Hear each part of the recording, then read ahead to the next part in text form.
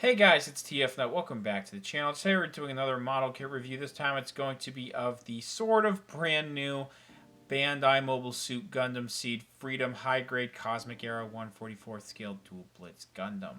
I got this recently from a local hobby store, HobbyTown USA. They got these relatively recently. I think it's been out for maybe a little over a month or two. It didn't come out in my local hobby store area until towards the end of August, so I'm a little late to this one. But I still want to review this one, even though I'm just only a month or two late on this.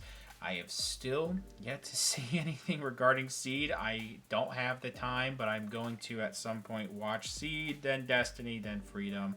I wanted to pick this up just because I thought it looked really fantastic. I'm also getting through almost all of my high grades now. I'm pretty much done with that backlog to move into the real grades, thankfully. But this is one of the last ones I have to build for that high grade backlog.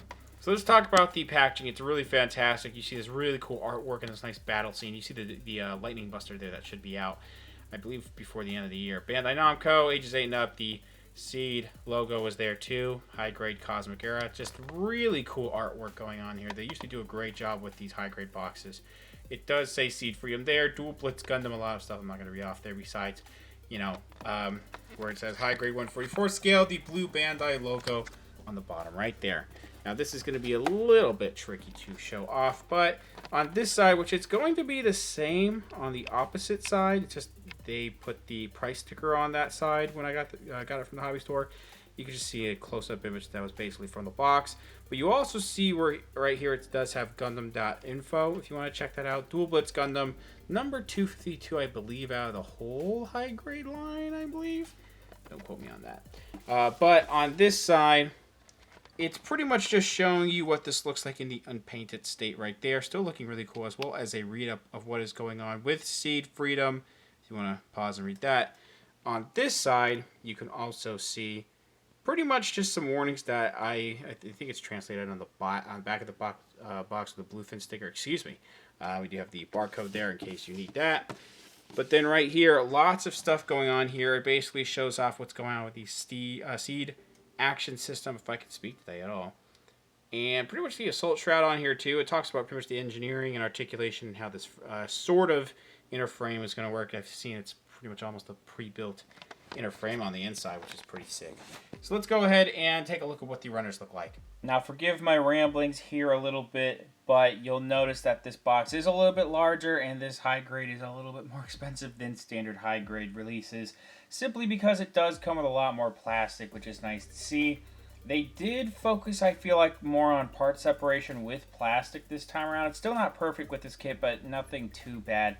But because of that, there's 12 runners total, but only half of those runners are actually full-size runners. And you'll see throughout these bags that a lot of these different colors are mixed together. We have the gray ones, some of it for the Seed action system, of course, as well as some like off-white colored ones, as well as these like gray, almost like this purplish gray that we have going on in here. Some of that for the Assault Shroud. Multicolored runners of yellow, orange, and blue. Some black runners, as well as the beam saber and clear stand piece effects parts. The clear base that's going to be for some of the Assault Shroud stuff. You also had the bag that had some runners with the stickers in there. We'll talk about that in a little bit. We also have the instruction manual here, which a couple of these pages, of course, are going to be in color, but the rest are going to be in black and white. But it's a pretty straightforward build. Nothing too difficult to go over, honestly, even with this amount of plastic that seems a little bit more complex. And then as you see here, this is the sticker sheet. It does seem like there's a little too much going on here with the stickers, but these aren't too bad. A lot of that orange there is mostly going to be on the Assault Shroud parts, and then a little bit of color correcting with black. But other than that, you also have the standard eye camera stuff going on there with the eyes and some of the stuff that goes on the rifle. So yeah, it's really not too bad when it comes to stickers. There's a couple of stuff here I think that is missing that I will talk about in a little bit though. And here's the Duel Gundam completely built out of the box. On its own, it may seem a little plain, but this is still a really nice model kit. But of course, there's a whole nother component with this thing when you include all the Assault Shroud pieces.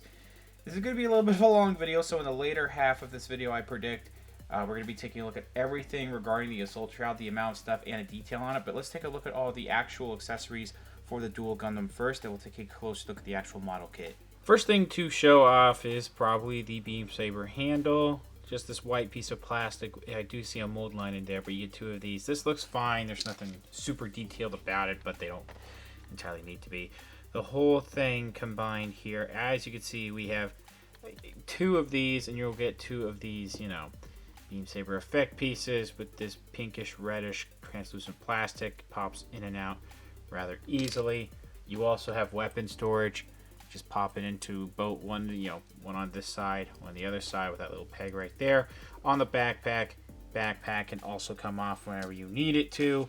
Now, when it comes to the actual grip of these, sometimes it's a little inconsistent. It may be depending on if the back of the hand might be a little bit loose, but I don't know. Sometimes yes, that's pretty loose.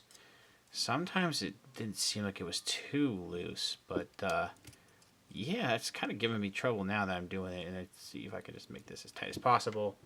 Yeah, so that's more stable. So it's a little iffy. Maybe the right hand is just ever so slightly a little bit loose. Not entirely sure. But then we get this really cool rifle.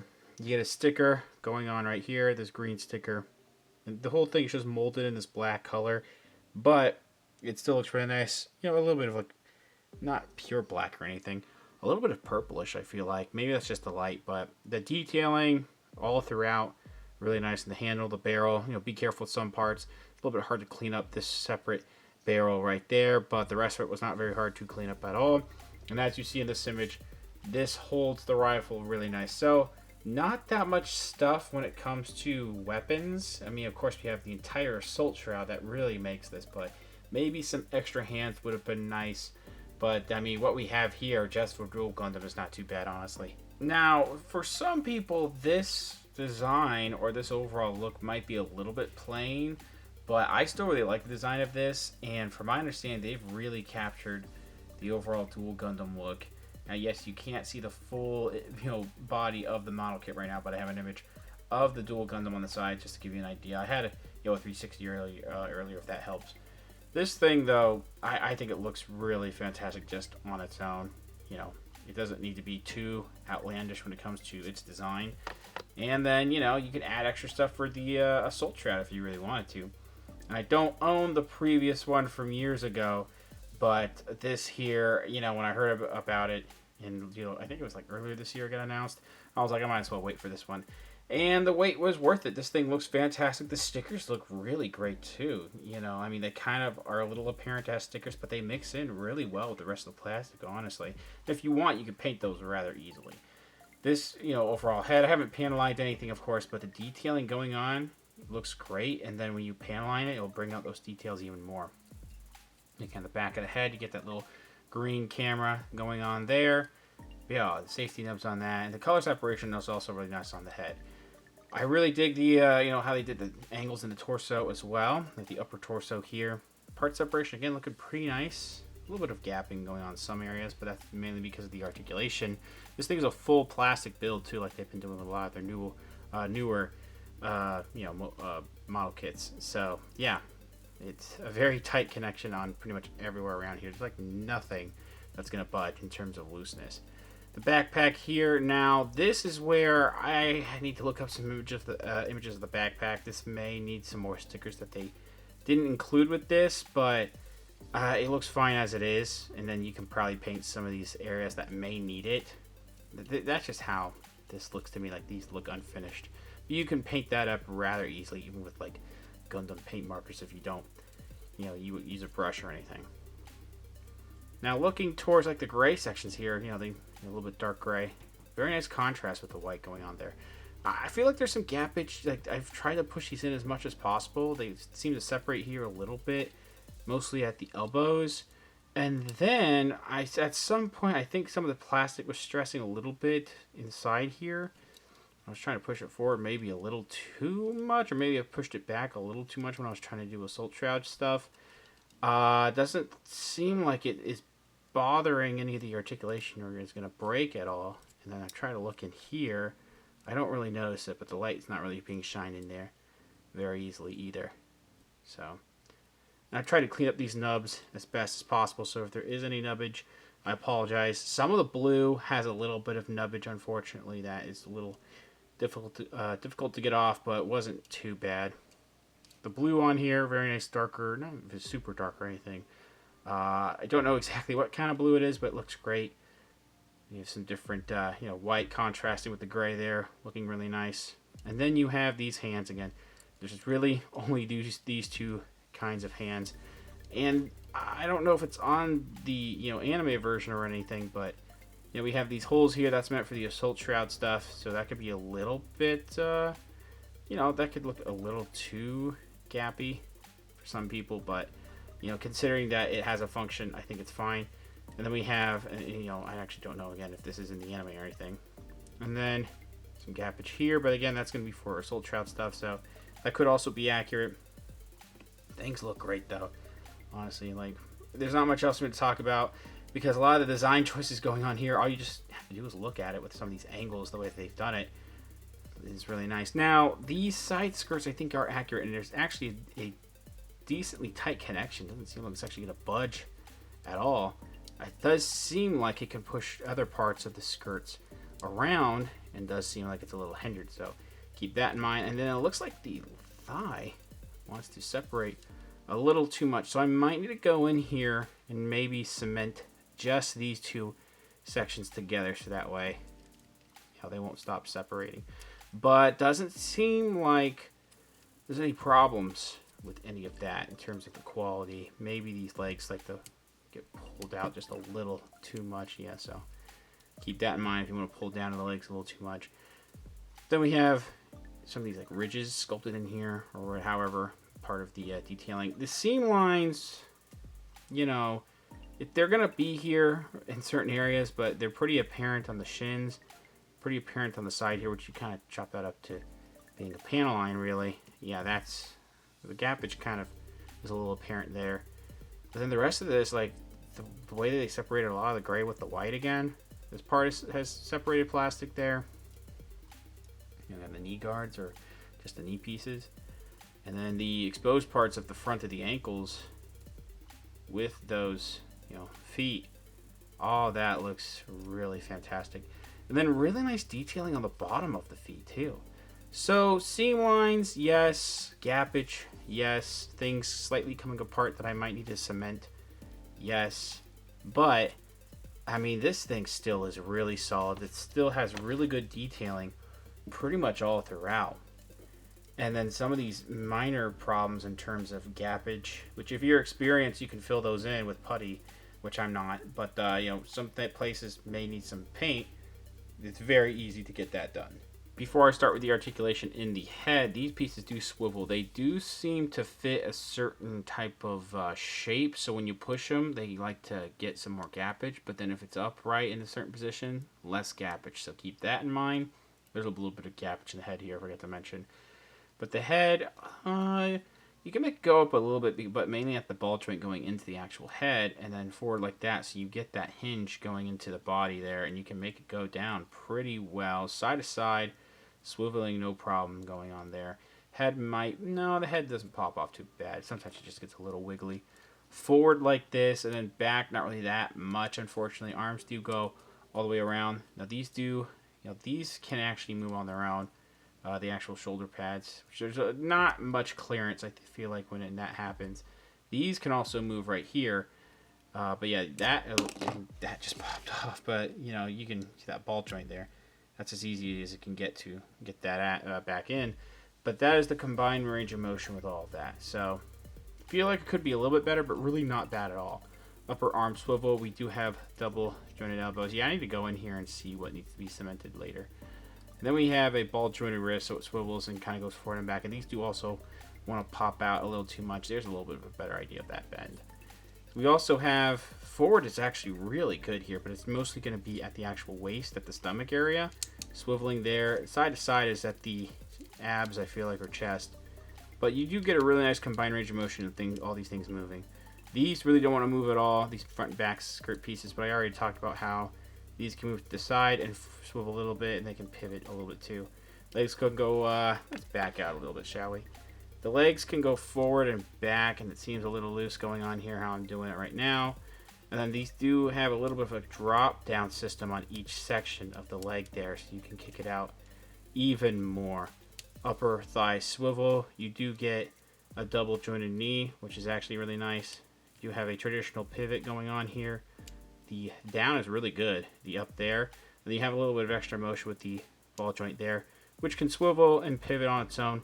A little bit going on there. So pretty nice articulation. Some things seem a little hindered, and some things want to come apart a little bit. Strap in, y'all. We're going to be here for a little bit because there is honestly a little bit of an overwhelming amount of stuff to talk about involved with the Assault Shroud, but you basically can make two versions here really easily.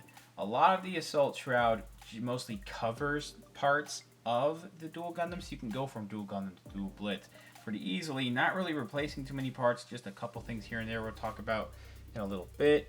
As you can see here with this chest piece, we do have some pretty nice angles sculpted in there for the design, and then on the surface, you know, a little bit of detailing, some line work, and some divots going on there. This orange piece is the bane of my existence. I'm going to have to figure out how to glue this later, because this keeps falling out. But it actually pops in really easily, and I've had a little bit of inconsistent trouble taking it out, but it's actually popping on pretty easily right now, and it popped out really nice too. This here covers the back here because all these things fit in a groove together. I'm not doing that right now because it's not going to do it super easy. Okay, never mind. There we go. This will cover, and I'm not completely putting it on here all the way, of course, but this will end up covering where the beam saber handles get stored there, so you don't have that type of weapon storage anymore, unfortunately. For each side, we have these type of pieces that cover the shoulder pad. This one has a little bit of a smaller groove and indent there. This one has a little bit of a larger one. The idea is you just basically take whichever one. That might not be the right one. And there you go. Take this one here. As you can see, things are popping out a little bit on me, unfortunately. Yeah, that needs to be glued too. But we have the shoulder piece here. Pretty nice separation of plastic. I didn't talk about this in the actual section for our, accessories just for the Duel Gundam, because this here is technically still part of the Assault Shroud. This is actually this type of beam cannon here. I am consulting the back of the instruction manual, but this does pop out right here, and it can fit separately in the hand of the Duel Gundam. It's a little bit of a loose fit, but it's not going to fall out because there's some extra plastic on the bottom of the handle preventing it from doing that, so that's good. Then we also have this green sticker right there. Put all this back up, and this handle is a little bit of a tight connection, so it does take some time to pop that in and out, unfortunately. This one here, this actually does have, as you can see here, let's see if I can do this easily. Yeah, so this actually does have beam saber storage right there, but just one. So the other one you'll have to put to the side at the moment, or just have it, the Gundam holding it there. But that pops in and out like so, and then you pop this back in. Now, I was mentioning earlier they could have done some stuff that they just didn't. I was talking about stickers, because this here doesn't come, whatever these are, I forget exactly. They don't come with any orange stickers, and they should be orange. This could have been a really easy sticker to put on there, but it's also a pretty easy area to paint orange. I don't have any orange paint or any Gundam markers I usually use for orange right now, so just gonna have to leave that a little bit plain for now. And then we do have these wrist pieces. These are the ones that you would just mostly, replace. First of all, you pop off the hands, then you replace the blue around the wrists, and then pop these on. I'm not going to do that right now because it's going to take me a little bit more time than I would like. I'm going to go ahead and get this out of the way because it's a little bit hard to talk about. This here, of course, is the Glepner 2, and this actually does have some functions. First of all, I don't like these orange stickers because they're just peeling off too much after barely me using this, and they do have... they have to go around angles. I really don't like when stickers have to go around angles because they just never really look good, if you ask me. And maybe like some of the gate marks on these little thruster pieces are a little bit iffy. I mean, I went a little too hard as well, so that could be my fault. But this here is just a yellow bendy wire. There is a hole in there, which I'm not going to be able to put that back in there. So, yeah, a little bit difficult. But this part does pop off. This would stay under the left arm because of this groove right there. And this hole here, you pop in the opposite side there. And it's basically meant to show the Glepner launching. And it's actually this doesn't really fit in at all. You do have this though. You just pop this piece here onto the stand. And this makes it look like it's flying. But the connection on the bottom here is a little loose. So some of the stuff here involved with this is a little bit finicky, unfortunately. Cool ideas, but the executions could be a little bit better. This is just way too loose right here at this section. And there's different parts of this clear base, at least, that do have, you know, you can port this over here. Now it's not popping off at all. So yeah, things just get really weird when I mess around with this thing. See, that just, I don't get it. One thing I forgot to mention is how these are done. I do like that there's, you know, kind of like a Doc-Ock type of system here. They hinge here and then they hinge here. Pretty nice. The gate marks here, I had to really go in and try to shave things down. You can't see it too much, fortunately, but at some areas, like right here, it was just really hard to clean that up, but doesn't look like it's that apparent on camera, at least, so that's not too bad. And you get an extra one of these on a runner. You only need to use 3, but technically you get 4, which is pretty nice. Then we have the Lancer Dart system. This goes under the right arm. These can pop out. As you can see, some of the plastic is separating a little too much whenever you mess with these. 2 of these exact same type of Lancer Darts here, and just this glossy white plastic, still looking pretty nice. Just pop this back in. On this side, both of these can pop out. One thing I forgot to mention, actually, on the left system, you know, the shoulders, arm system, this here, I'm pretty sure should have a black sticker where my finger is, and we don't have a black sticker. Again, you can paint this black pretty easily, but it just seems kind of silly that they didn't include such a simple sticker that could have been used there. Front crotch piece, which does have some orange stickers that do stick out a little bit, you know, a little appearance that they are stickers, but not too bad. A little bit of ball joint action going on here, so they do rotate a little bit there. So, pretty nice. Again, those just pop out. And then this is just a system that goes on the very back of that back skirt piece there. Now, when it comes to the last stuff I want to talk about, thank God, basically how they do the like outer thigh and front shin section is essentially this piece is pointed down in the orange. This goes, you know, on the front of the leg, and then this would go on the side, and all of that interlocks as you see there. So maybe I can show this one a little bit because it was actually more easy to talk about. You do have to kind of hold it here, so it kind of doesn't, I mean, yeah, no, you definitely need to hold it like that, and then pop this one in here, and then, you know, as you can see, these grooves here will fit these little peg holes going on there. Pop that in. All of that is actually nice and secure. Black stickers here, definitely could have done that for separate sections. I don't know if there should be any black stickers in here. I just feel like there's some areas where the color separation, depending on, you know, I guess the certain images, should be maybe a little bit better. I think there's some black in here. I could be wrong, but I can also paint that on my own pretty easily. But yeah, all of that, you can see that detailing and color separation is pretty nice, you know, for what we do have. Yeah, some complicated stuff to talk about. I do apologize. But let me go ahead and show you, because this thing looks so wonky right now. Let me get everything attached to this. Now, as you can see, after I spent all that time talking about it, we have something that I think is the definition of the whole is greater than some of its parts. This thing looks really fantastic with everything put together. And I was struggling to talk about everything individually, but once you do get everything on there, which actually isn't that hard to get on there, I just suck at it, you end up with something that looks really fantastic. I really dig how things just look effortlessly, just so nice with this existing Duel Gundam design with the Assault Shroud. All of it looks great with how much this, like, again, this like purplish or bluish gray mixes in with these colors is really nice. Now, of course, things are going to get a little bit hindered. A little bit of forward and backward motion. Not really that much is getting hindered, actually, so that is pretty nice. Maybe like the outward motion, because this blue part here gets hindered with that, and then it's not too bad, but it definitely could be better. And then, you know, most of it is still really good articulation. You get added articulation because of some of these parts, like this stuff with the hinging claw right there. These actually don't get in the way too much, I don't believe. And then you can manage with the articulation going like that on the back.